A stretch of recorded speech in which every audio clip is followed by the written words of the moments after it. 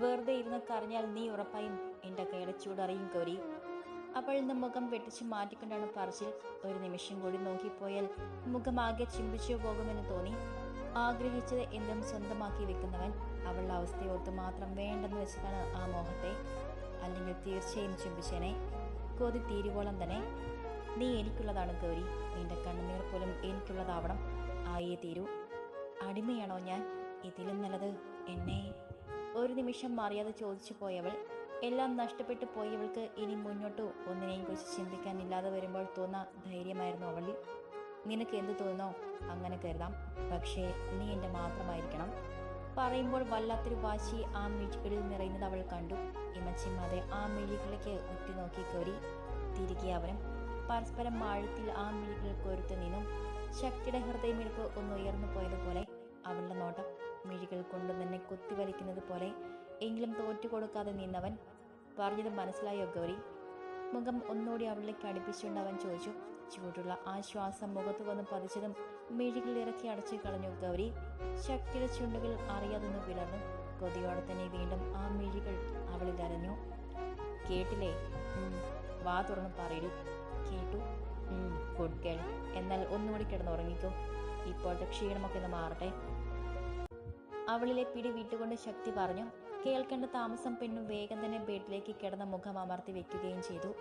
ഒരു നിമിഷം തെല്ലൊരു കൗതുകത്തോടെ അവളെയും അവളുടെ പ്രവൃത്തികളെയും ശക്തി നോക്കി നിന്ന് പോയിരുന്നു.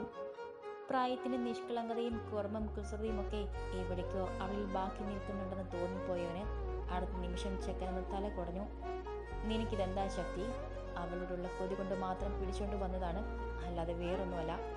മനസ്സിലായി ഒരിക്കൽ കൂടി അവൻ ആവർത്തിച്ച് പറഞ്ഞുകൊണ്ട് പുറത്തേക്ക് നടന്നു. അച്ഛനും മുത്തശ്ശനും പറയുന്ന കാര്യം കേട്ട് കണ്ണു മിഴിച്ച് നിൽപ്പാണ് മഹി. എന്തൊക്കെയാ മഹി കണ്ണൻ ചെയ്യുന്നത്? ഡ്യൂട്ടിക്കെന്നും പറഞ്ഞു പോയവൻ ഒരു പെൺകുട്ടിയെ കൊണ്ട് വന്നിരിക്കുന്നു. നീയല്ലേ അവന്റെ പാല്? നിന്നോട് പറയാതെ അവനൊന്നും ചെയ്തെന്ന് ഉറപ്പാണ്. എന്റെ പൊന്നു വലിച്ച സത്യം. ഞാൻ മനസ്സാ വാച അറിയാത്ത കാര്യമാണിത്. രാവിലെ എന്റെ കൂടെ വന്നു എന്നത് സത്യമാണ്. അത് കഴിഞ്ഞുള്ളതൊന്നും എനിക്കറിയില്ല. ചെക്കൻ നിസ്സഹനായി കൈ മലർത്തിയതും അച്ഛനും മുത്തശ്ശനും ദീർഘമായി നിശ്വസിച്ചു. ഇനിയിപ്പോ വിശ്വനാഥൻ സാറിനോട് എന്താ ഗണേശ പറയാ? ആ കുട്ടിയെ കണ്ണന് വേണ്ടി പറഞ്ഞു വെച്ചതല്ലായിരുന്നോ? ഞാൻ ആരോടൊന്നും പറഞ്ഞിട്ടില്ല. എന്റെ അനുവാദമില്ലാതെ എനിക്ക് വേണ്ടി ആരെങ്കിലും കണ്ടുവയ്ക്കാൻ ആർക്കും അവകാശവുമില്ല. വാതിൽ പടിയിലും ദേഷ്യത്തോടെയുള്ള അവന്റെ ശബ്ദം ഉയർന്നതും 3 പേരുടെയും വായ ഒരുപോലെ അടഞ്ഞു. DGP വിശ്വനാഥനാണ്. IPSകാരിയായ മകൾ വാണിക്ക് വേണ്ടി ശക്തി ആലോചിച്ചു വരുന്നത്. ശക്തിയുടെ കൂടെ ട്രെയിനിങ് സെന്ററിൽ ഒരുമിച്ചായിരുന്നു വാണിയും. ശക്തിയോടുള്ള അവളുടെ പ്രണയം ഒരിക്കൽ അവരോട് പറഞ്ഞിട്ടുമുണ്ട് വാണി. മുന്നും പിന്നും നോക്കാതെ ചെക്കൻ ഒരു നോ പറഞ്ഞതും പിന്മാറാൻ ഒരുക്കമല്ലാതെ വീണ്ടും അച്ഛൻ വഴി ആലോചനയുമായി വന്നതാണവൾ. മകൻ കല്യാണം കഴിച്ച ഒരു കുടുംബമായി ജീവിച്ച് കാണാനുള്ള ആഗ്രഹം കൊണ്ട് അച്ഛനും മുത്തച്ഛനും കൂടി പെണ്ണ് കാണാൻ ചെന്ന് ഉറപ്പിക്കുകയും ചെയ്തു. ആരോടും ഇന്നുവരെ ഒരിഷ്ടവും തോന്നാതെ ഇരുന്ന ആ ശക്തി അവരെ അനുസരിക്കുമെന്ന് വെറുതെ കിനാവ് കണ്ട് നടപ്പായിരുന്നു രണ്ടാളും. അപ്പോഴും മഹി പറഞ്ഞതാണ് വേണ്ട വേണ്ടെന്ന്. കേട്ടില്ല. ഇനി അനുഭവിച്ചോട്ടെ. നിനക്കിന്ന് ഡ്യൂട്ടിയില്ലേ? മഹി എന്ന് കൂർപ്പിച്ച് നോക്കിക്കൊണ്ടാണ് ശക്തിയുടെ ചോദ്യം. ചെക്കന്റെ മുഖം ഒന്ന് വീർത്തുപോയി. എത്രയ്ക്ക് ദേഷ്യം കാണിച്ചാലും തല്ലിയാലും വഴക്ക് പറഞ്ഞാലും തന്നോട് പറയതൊന്നും ചെയ്തിട്ടില്ലവൻ. അവനാണ് ഇന്ന് പോയി കെട്ടിക്കൊണ്ട് വന്നിരിക്കുന്നത്. പരിഭവം തോന്നിപ്പോകുന്നത് സ്വാഭാവികം. വാട്ട്? ശക്തിയുടെ നെറ്റിയൊന്ന് ചുളിഞ്ഞു. നിന്റെ കല്യാണം കഴിഞ്ഞോ? മഹിയാണ്. കഴിഞ്ഞോ? എപ്പോ? മോർണിംഗ് 11:45. പെണ്ണ് ഗൗരി ആ കൊച്ചു സമ്മതിച്ചായിരുന്നോ? ചോദിക്കുമ്പോൾ മഹിയുടെ നെറ്റിയൊന്ന് ചുളിഞ്ഞു. അവളുടെ സമ്മതം ആർക്ക് വേണം? എനിക്ക് കെട്ടാൻ തോന്നി കെട്ടി. അവള് സമ്മതിച്ചാലും ഇല്ലെങ്കിലും ഒന്നുമില്ല. വീഴ്ച നിൽക്കുന്ന 3 നോക്കി അത്രയും പറഞ്ഞുകൊണ്ട് അവൻ പുറത്തേക്ക് നടന്നു. ചെക്കൻ പുറത്തേക്ക് പോയതും കുറച്ചു സമയം എടുത്തു 3 ബോധം തിരികെ വരാൻ. പറഞ്ഞിട്ട് പോയത് വെച്ച് നോക്കുമ്പോൾ അവൻ ആ കൊച്ചിനെ പിടിച്ചുകൊണ്ട് വന്നതാണോ വലിച്ച? മാടമ്പി തറവാട്ടിലെ ശ്രീദേവി തമ്പുരാട്ടി അതിന് സമ്മതിച്ചോ? എനിക്കൊന്നും അറിയില്ല എന്റെ മഹി. അവൻ എന്തൊക്കെയാ ചെയ്ത് കൂട്ടുന്നതെന്നും. എന്നിട്ട് ആ കുട്ടി എവിടെ? മുകളിലുണ്ട്. കൊണ്ടുവരുമ്പോ ബോധമൊന്നുമില്ലായിരുന്നു അതിന്. ഞാൻ നോക്കിയിട്ട് വരാം മുതശ്ശ. എന്തായി ഉണ്ടായെന്നൊക്കെ ഒന്ന് ചോദിച്ചു നോക്കാം, മഹി പറഞ്ഞു. ബാൽക്കണിയിലായി പുറത്തേക്ക് നോക്കി നിൽപ്പാണ് അവൻ. ഉള്ളിൽ വല്ലാത്തൊരു ഭാരം നിറയുന്നത് പോലെ, എന്ത് ചെയ്തിട്ടും ശരിയാവാത്തത് പോലെ. മനസ്സിലൊരു മുഖം മാത്രം നിറയുന്നു. അവളുടെ ചിരിയും കുറുമ്പും മാത്രം ഉള്ളിൽ തെളിയുന്നത് പോലെ. രുദ്ര! പുറകിൽ നിന്നും ഉയർന്ന വശ്യമായ ഒരു വെള്ള സ്വരം. മിഴികളിൽ ഇറക്കി അടച്ച് മുഷ്ടി ചുരുട്ടി പിടിച്ചു രുദ്രൻ. എന്തു പറ്റി രുദ്ര? സെറ്റിൽ നിന്നും ബ്രേക്ക് എടുക്കുന്നു പറഞ്ഞു പോകുന്നെന്ന് അറിഞ്ഞു. വാട്ട് ഹാപ്പൻ മാൻ? എന്തു പറ്റി? നഗ്നമായി അവന്റെ പുറത്ത് മുഖം അമർത്തി വെച്ച് ഇറക്കി പുണർന്നുകൊണ്ടാണ് അവളുടെ ചോദ്യം. സുതാര്യമായ വസ്ത്രത്തിനുള്ളിലൂടെ അവളുടെ മാറുകൾ അവന്റെ ശരീരത്തിൽ അമർന്നു. നിർവൃതിയോടെ കണ്ണുകൾ കൂമ്പി അടച്ചവൾ, രുദ്ര, എനിക്കെന്റെ ഗൗരിയെ വേണം ഗാഥ. വാട്ട്? ഒരലർച്ചയോടെ ചോദിച്ചുകൊണ്ട് അവനിൽ നിന്നും അടർന്നു മാറിയവൾ, എന്താ നീ പറഞ്ഞേ? അതിനു വേണ്ടിയാണോ നീ എന്നെ അവോയ്ഡ് ചെയ്തുകൊണ്ടിരിക്കുന്നത്? എനിക്ക് അവളില്ലാതെ പറ്റില്ല. അപ്പൊ ഞാൻ നിന്റെ ആരാ? മനസ്സും ശരീരവും നിന്നിൽ അർപ്പിച്ച് ജീവിക്കുന്ന ഞാൻ നിന്റെ ആരാ രുദ്ര? എനിക്കറിയില്ല. അറിയാതെ പറ്റിയൊരു തെറ്റ്. അങ്ങനെ വിശ്വസിക്കാനാണ് എനിക്കിഷ്ടം. അതിൽ കൂടുതലൊന്നുമില്ല. രുദ്ര, എനിക്ക് ഭ്രാന്ത് പിടിച്ചു പോകുന്നുണ്ട് ഗാഥ. എൻ്റെ ഗൗരി അരകിലില്ലാത്ത ഓരോ നിമിഷവും എനിക്ക് ഭ്രാന്ത് പിടിക്കുന്നു. അവളില്ലാതെ എനിക്കിനിയും വയ്യ. അപ്പൊ ഞാനോ? നീ എന്നും എൻ്റെ നല്ലൊരു സുഹൃത്തായിരുന്നു എന്നും. പക്ഷെ ഗൗരി, അവളെൻ്റെ എല്ലാമാണ്, എൻ്റെ ഭാര്യയാണ്. പറയുമ്പോൾ അവൻ്റെ ശബ്ദം പോലും ഒന്നിടറി. ഗാഥ തൻ്റെ മിഴികൾ ഇറുക്കി അടച്ചു. ഇതിനു വേണ്ടിയാണോ താൻ ഇത്രയും ചെയ്തു കൂട്ടിയത്? ഇതിനു വേണ്ടിയാണോ ഇങ്ങനെ കഷ്ടപ്പെടുന്നത്? സ്വയം ഓർത്തുകൊണ്ട് പുച്ഛത്തോടെ രുദ്രനെ ഒന്ന് നോക്കിയവൾ ദൂരേക്ക് മിഴികൾ പായിച്ചു നിൽപ്പാണ് അവൻ അപ്പോഴും. എന്നെ വിട്. ശക്തിയുടെ കൈക്കുള്ളിൽ നിന്നും അകന്നു മാറാനായി ഒന്ന് കുതറി നോക്കി ഗൗരി. എത്രയൊക്കെ ശ്രമിച്ചിട്ടും ആ പിടി അയാതെ വന്നതും തോൽവി സമ്മതിച്ചു കൊടുത്തുകൊണ്ട് അവനെ ദയനീയമായി ഒന്ന് നോക്കിയവൾ. ഇമകൾ ചിമ്മാതെ തന്നിൽ മാത്രം മിഴികൾ ഉറപ്പിച്ച് തീക്ഷ്ണമായ നോട്ടത്തിന്റെ അകമ്പടിയോടെ കിടക്കുന്നവൻ ഭയം കൊണ്ട് ശരീരം ഒന്നാകെ ഒരു വിറയിൽ പടർന്നു കയറിയത് അവൾ അറിഞ്ഞു. അച്ചമ്മയെ പോലും പേടിയില്ലാത്തവനെ ഗൗരിക്ക് തന്നെ ഭയം തോന്നിപ്പോകാൻ മറ്റെന്ത് വേണം? കരുത്തനാണ് അവൻ. ഇല്ലെന്നുറങ്ങി പോകും വിധമാണ് തന്നെ പിടിച്ചിരിക്കുന്നത്. ഉടുമ്പ് പിടിച്ചതുപോലെ എന്ന് പറഞ്ഞു കേട്ടിട്ടേയുള്ളൂ. പക്ഷെ ഗൗരി അതറിഞ്ഞു. വിട്ടേക്കാവോ?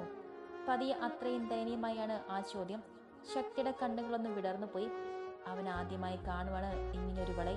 എന്തിനും ഏതിനും യാചിക്കുന്നവൾ, ഭയക്കുന്നവൾ. കഴിഞ്ഞോ? തിരിച്ചു മൂർച്ചേറിയ ആ ചോദ്യത്തിന് നൽകാൻ മറുപടിയൊന്നുമില്ലാതെ മുഖം കുനിച്ചു നിന്നവൾ. ശക്തിയുടെ മിടിപ്പൊന്ന് ഉയർന്നു പോയി.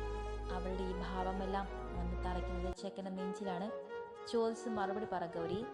വിരലുകൾ ഒന്നുകൂടി അവളിൽ അമർന്നുകൊണ്ടാണ് ആ ചോദ്യം. ഇങ്ങനെ ഞെരിച്ചാൽ ഞാൻ ചത്തുപോകും ദുഷ്ട. ഉള്ളിലായി അലറി വിളിച്ച് അവനെ സ്മരിച്ചു പോയി ഗൗരി. ഉറക്കെ പറയാനുള്ള ശബ്ദമില്ല അവൾക്ക്. ഗൗരി, കഴിഞ്ഞു. വീണ്ടും ആ കടുപ്പം നിറഞ്ഞ സ്വരം ഉയർന്നതേ പതിയെ അവനുള്ള മറുപടി നൽകി. തുളുമ്പി വന്നൊരു പുഞ്ചിരി ശക്തി ഒതുക്കി നിർത്തി. തെല്ലൊരു കൗതുകം നിറഞ്ഞു പോകുന്നുണ്ട് അവരിൽ. തീർത്തും അപരിചിതരായ രണ്ടു വ്യക്തികളാണ് ഗൗരിയും ശക്തിയും.